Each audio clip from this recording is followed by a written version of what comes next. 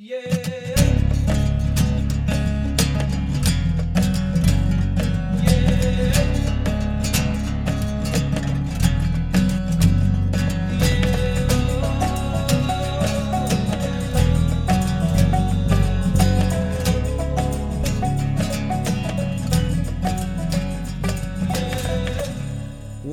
to the last episode from our series of episodes from the United States. So this will be the third that's come out, and this is kind of wrapping up our trip. The first show that we recorded will now be out as of when this comes out. This will be out probably, I imagine, a few days after the last show. With Mr. Ben O'Brien, recorded in the Meat Eater HQ, which is in Bozeman. Which seems to be where all the cool people live.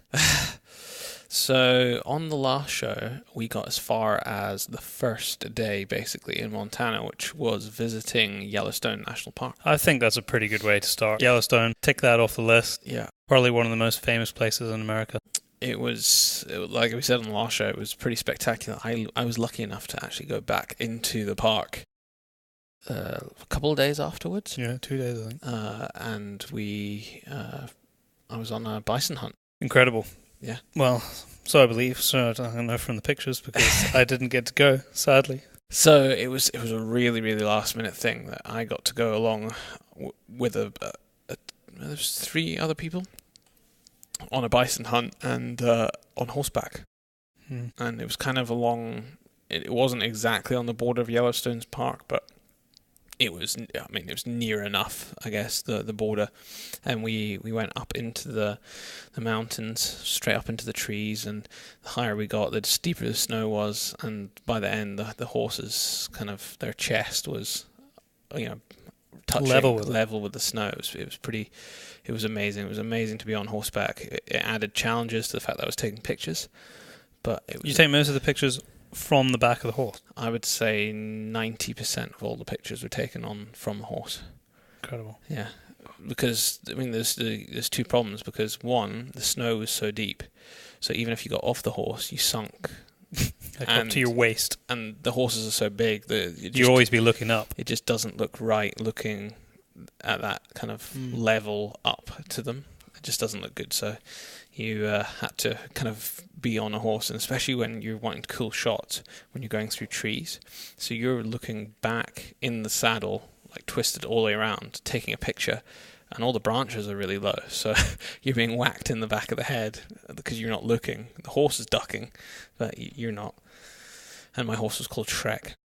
What a great name for a horse. Yeah, he was very, very well behaved, I have to say, because about 20 minutes into it, he was a bit uneasy to begin with in the first 10 minutes when I first started taking pictures. And the guy said to me, the clicking your camera makes is the same noise as the electric fence in his paddock, so it's making him a little bit nervous.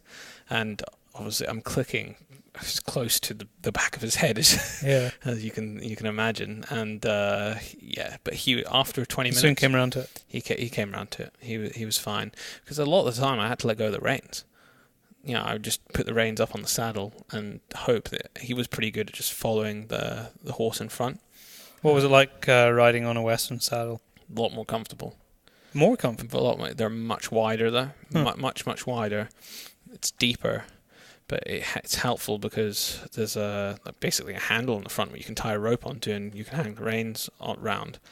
And especially when you're going downhill, which we were because we went up, and you're leaning all the way back in the saddle, it means that you can really sit and lean back into it. It's got quite stops you slipping off as well. It stops you slipping off. It's got quite a high back as well.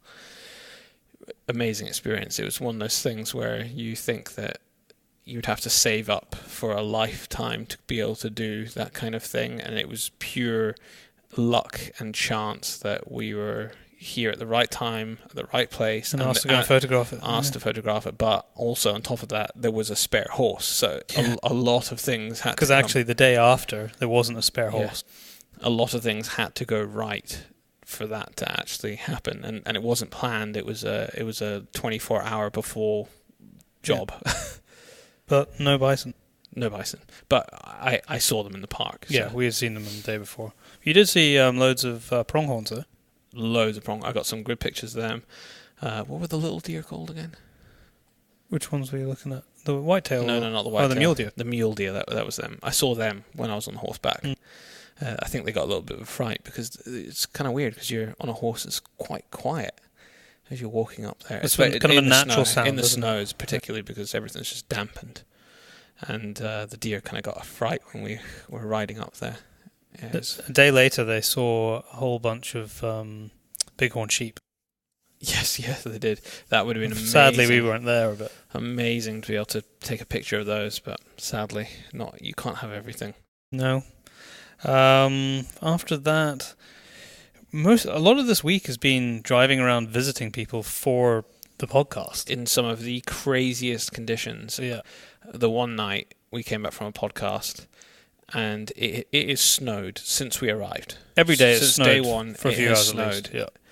And we were driving back, and the snow was a blizzard, and there was trucks passing us on the road, and I was basically having to stop on the highway because I couldn't see. It was a pure. If I was going too far to the right, then I'd hit that rumble strip, and I knew I was going too far to the right. And then if you go too far to the left, and you get the left rumble strip, and that's basically how Stay it was between terrifying. the rumbles.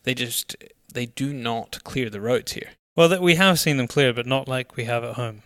It's different. But also, it was snowing a shed load, so even if there'd been someone clearing it continuously... Yeah, but there wasn't even grit on the road or anything. I mean, we drove from Seattle to Montana, and there wasn't a single truck on our side of the road clearing. The entire 12-hour journey, there was not one. Yeah, it was a bit crazy.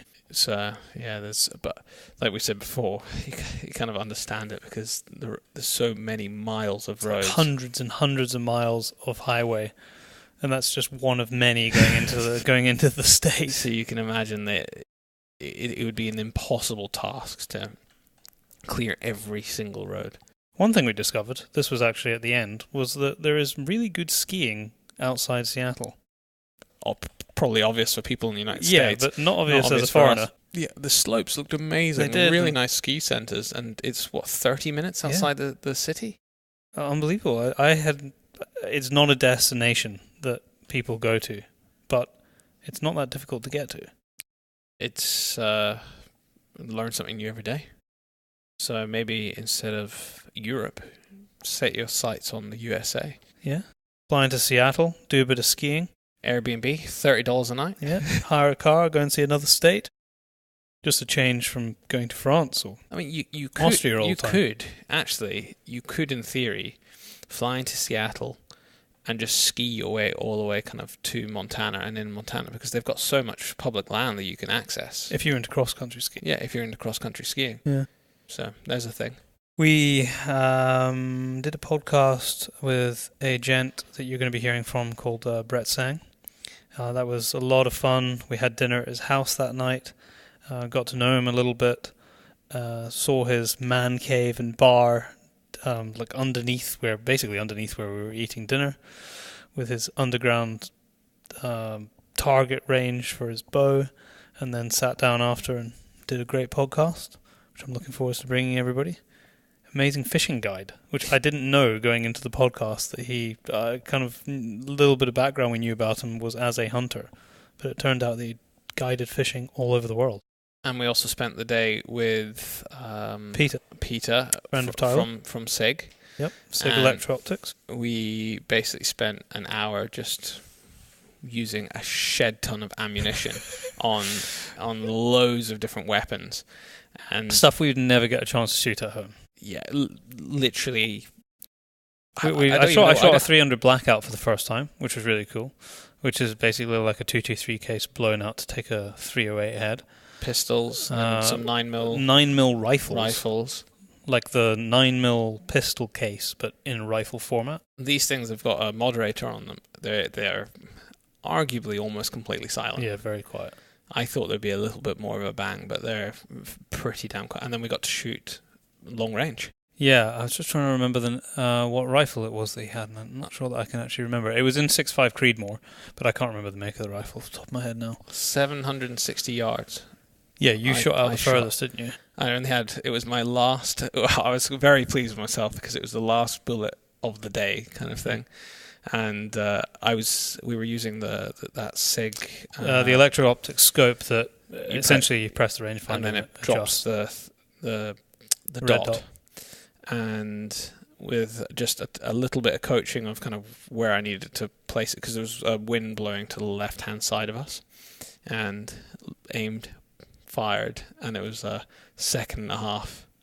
Dung. Strike. Yeah, I'm very pleased with myself with that. That was a lot of fun. And it was literally out the back of his house. He had a bit of a shooting range and a few targets up in the hills. Drove the pickup there, full of ammo in the back, a handful of guns. That little pistol. And we shot some pistols as well. That little pistol had a bit of a bite to it. That was the SIG. But I think that's just because it was so small. Like almost it was bigger than your hand. No weight to it whatsoever. It was kind of one of those pistols you'd kind of put in a handbag or something. Yeah. I think it was designed to tuck inside your waist belt. For concealed carry, yeah. So that was great. I love, over the years I've had a chance to shoot pretty much every rifle make and model in the UK that you can get at home, and it's so nice every now and then just to shoot things that I've never had a chance to shoot with before. Very enjoyable. And we went to Saloon to eat. Proper saloons with swinging doors. It's actually called the Old Saloon. Yeah, that was good food. And then we went to Stacey's, which is kind of like another saloon. Yeah, that was a few days later. That was a really cool place inside. We put up a picture. We had dinner there with Tyler and Katie and Eduardo and his fiance. We all had dinner there that night. So there was a picture up on our story of us in that restaurant. Yeah, in Stacey. I'm trying to think what else. Oh, the Mountain Tough Fitness guys, which is a podcast. Sadly, actually, that day the snow delayed us on the first podcast by about 30 minutes, and kind of it was a knock-on effect the entire day. So we got to those guys a little bit late, which was a bit annoying, but one of those things. We did a podcast with them, and then we went and did a Mountain Tough workout, and the whole premise behind Mountain Tough, they'll explain it better than I will, but the entire purpose of it is that if it's not useful in the mountains when you're backcountry hunting or mainly hiking, spending time in the backcountry. But basically, if it's a movement that is not going to help you there, then it does not exist in their workouts. That is the premise. I think I've got that right. And we did the workout, and I'm still recovering 2 days after the fact. Yeah, I'm pretty sore. It was nails, but what a great group of people, both in the class and then the people who are involved in actually running Mountain Tough were a great group of guys as well. Yeah, it was a really it cool was kind of humbling actually, because it just destroyed me. I just felt so shit. It felt like day one of when I started CrossFit again. It was horrendous. But they also do a lot of police and military as well. So people that are either wanting to join the military or kind of special forces specific training. Mm-hmm. Firefighters as well. Firefighters. So yeah, really, really cool. And then, what do we do after that?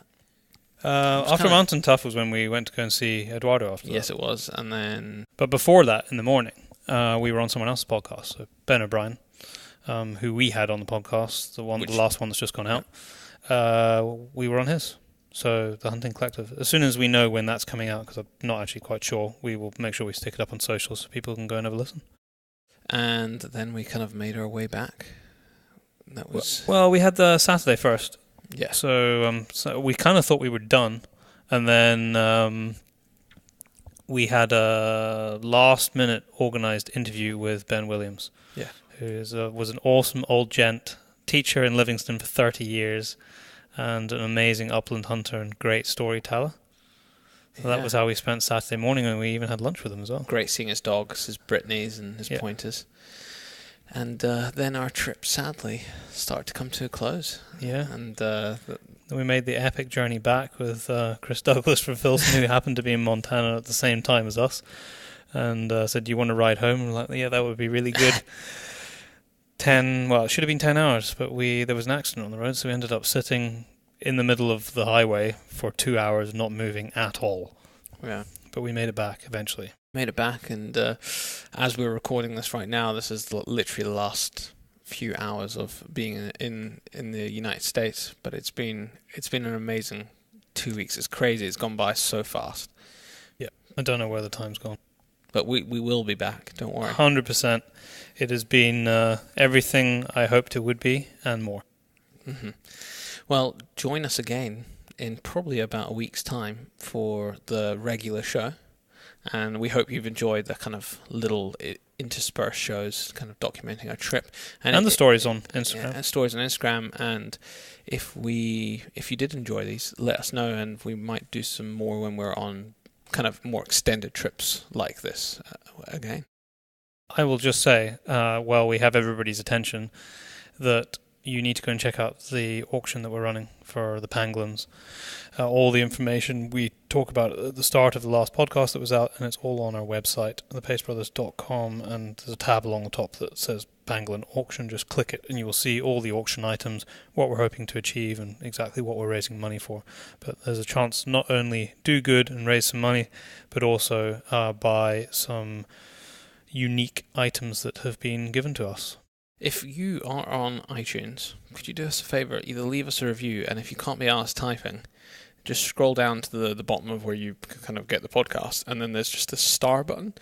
Slap 5 stars on that baby. And even just doing that helps us out in the rankings. So thank you very much, and join us again in a week's time.